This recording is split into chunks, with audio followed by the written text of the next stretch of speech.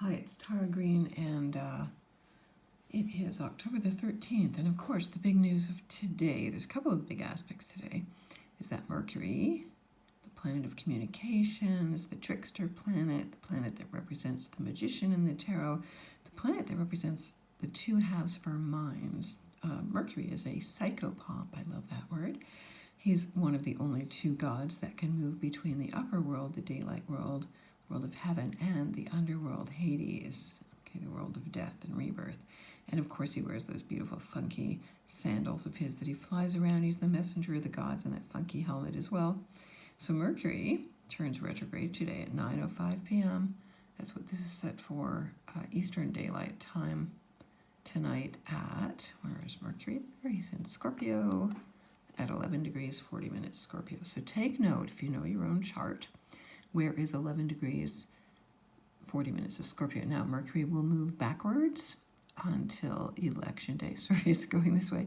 Backwards election day, and where it will turn direct at, I believe, 25 degrees Libra, squaring Jupiter, Saturn, and Pluto right on election day, right in the middle of that day. So that's going to be very intense, of course. Okay, yeah, 25 degrees 57 minutes. And also opposite Eris, you know, she's the troublemaker, the goddess of discordia. Okay, now Mars is also moving retrograde as well, so that's, you know, also in the mix. Okay, but we're not there yet. So while Mercury's retrograde in Scorpio, of course, do not freak out. It just means that it's rest time on top of the already rest time of Mars in retrograde. So I don't know how tired you're feeling, but I'm certainly exhausted. And so it's stressing people out because people are feeling more like we're moving through molasses snail time and they don't know what's going on. Now, there's still a few hurdles. This week is very, very intense, actually, so fasten your cosmic seatbelts there.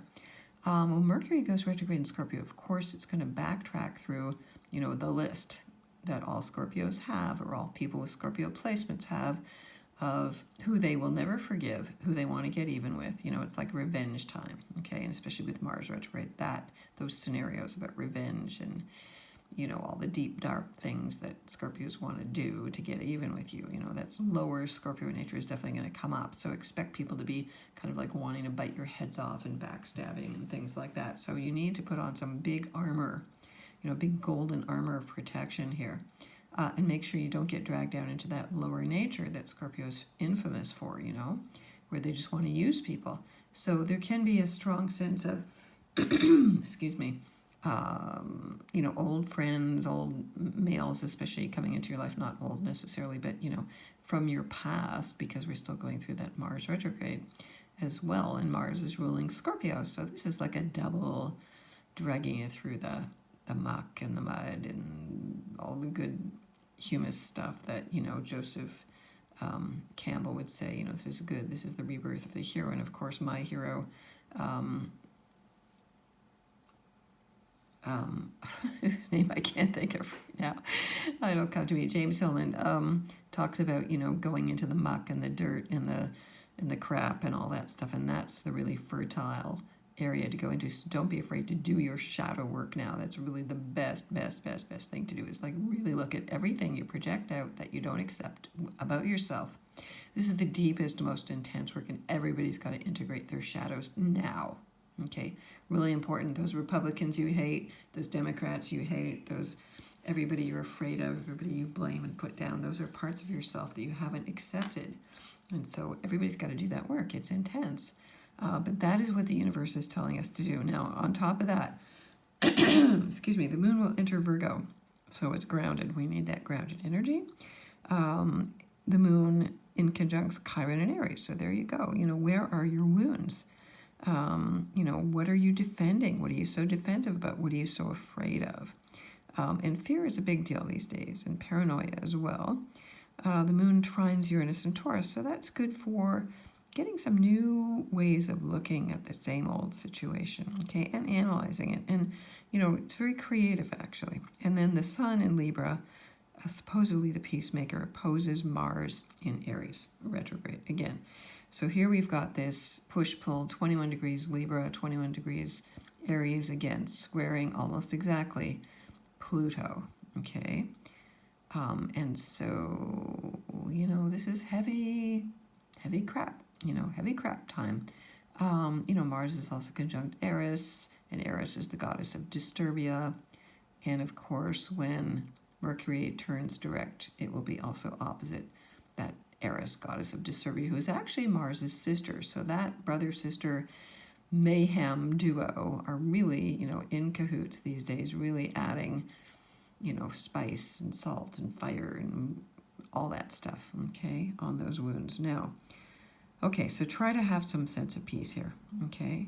The moon in Virgo also sextiles Mercury in Scorpio. Again, this is just before Mercury goes retrograde. So if you want to get a chance to get your computers backed up, your bills in order, any old stuff taken care of, at 8:19 p.m., like literally not that many minutes before Mercury turns retrograde, okay? Again, Mercury retrogrades are not bad. They are reflection time. Reflect on your finances. There could be some big financial reversals going on. So I'm definitely predicting some market lockdowns there even. Okay, the moon in Virgo also conjuncts Venus in Virgo. So that's a very nice earthy, grounded energy late at night, where we can talk about it and try to analyze it and, dissect the conversations and get things in order. Now, it will be quite a week. Okay, so I'm going to talk right now. 6:25. The Sun squares Pluto on the 15th. Okay, so that's a big power battle. Again, we're how many days before the U.S. election? I mean, I'm up here in Canada, and it doesn't affect us directly, but it does. I'm only 100 miles north of the U.S. border, and I know that the Civil War is going to break out soon. Now, there is a new moon on the 16th at 23 degrees Libra. Again, square Jupiter, opposing Mars, square Pluto, square Saturn, all that heavy-duty stuff, okay? So it's intense, and, it's opposing Uranus? No, Uranus is involved as Mercury is turning retrograde, which I didn't mention before. Okay, so this is a Uranian, back to Mercury retrograde, a Uranian retrograde here, okay? You have to forgive me, I'm very tired. I've had a lot of intense clients, and just people are freaking out, all weekend, moon's in Scorpio, that usually leads to lots of fighting. And then on the 18th, Sun, again, squaring Saturn, big battle, power trips, Venus opposite Neptune in Pisces, which is a really beautiful aspect. Venus opposite Neptune, because Neptune is Venus's higher octave. So, you want to sail away on kind of grounded flights of fancy there, and it's very romantic and creative and good for visioning because it's grounded. And then at the end of the day on the 18th, Mars squares Jupiter, which happens on the 19th as well. So that's, again,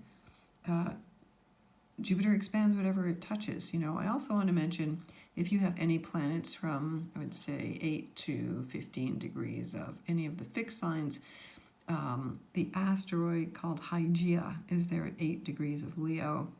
And so again, this is bringing up issues of hygiene. You can see Uranus is opposite Mercury there. Okay, Hygeia, Mercury.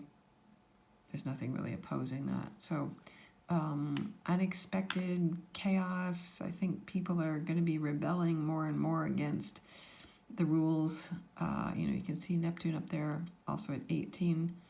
Pisces trining Mercury as it turns retrograde, actually. And then this asteroid, she's a trans-Pluto, Sedna at 29 degrees Taurus, conjunct Algol, which is traditionally the most feared star in the sky. She was actually an Amazon warrioress, and, the patriarchy was always symbolically raping and really raping and cutting off the heads of goddesses who are very powerful, who scared the shit out of them. Talk about projection. So there she is, Sedna, whose myth is actually very sad. She was also a rejected goddess by her father, and she became the goddess of all the sea creatures in the Inuit mythology, whales and seals, and her fingers that her father chopped off turned into all those characters, and she needs to have her beautiful long hair brushed. So think about grooming, thinking about nurturing, think about what calms you down from when you were a child that made you feel safe. That's Sedna energy, and she is squaring Ceres. Ceres up here at 28 degrees of Aquarius, actually. So there's this strong, powerful, nurturing feminine out of kilter with the rejected feminine, and there's Lilith also at the 29th anaretic degree of Aries, the most intense degree of Aries, where she is super angry as well. And again, she's also involved in a square with Saturn and Pluto and connected to Eris and Mars. So there's a lot of angry people going on, okay? All right, right now, Venus and the Moon are conjunct in Virgo. So there's some other stuff going on here. I will talk about it in another video. Lots of trines going on as well. So those are good, easy aspects. You got to take the easy stuff while you can get them. Now, please follow me here and subscribe on YouTube. Please follow me on my blog at infinitynow.wordpress.com. If you want to get a reading with me, I'm at tarottarot.com. I'm on Instagram, and I'm on Twitter too. Blessings to you.